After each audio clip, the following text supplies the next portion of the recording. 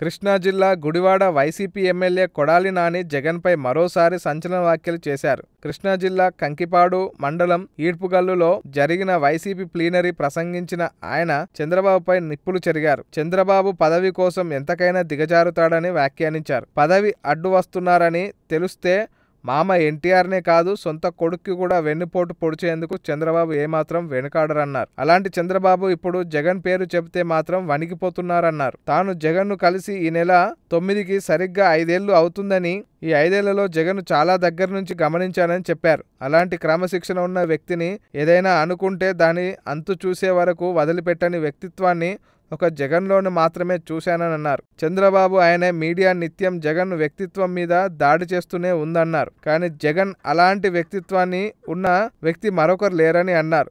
Party నేతలతో జరిగే సమావేశాల్లో చంద్రబాబు వైఎస్ జగన్ చంద్రబాబు గారు అనే సంబోధిస్తారు గాని ఆయన క్యారెక్టర్ అంటే అది అని నాని చెప్పుకొచ్చారు. తన దగ్గర పనిచేసే బాయ్ని కూడా జగన్ గౌరవించే విధానం నాకు బాగా నచ్చింది అన్నారు. అలాంటి వ్యక్తితో కలిసి పనిచేస్తున్నందుకు తాను ఎప్పుడూ గర్వపడుతూనే ఉంటున్నాను అన్నారు.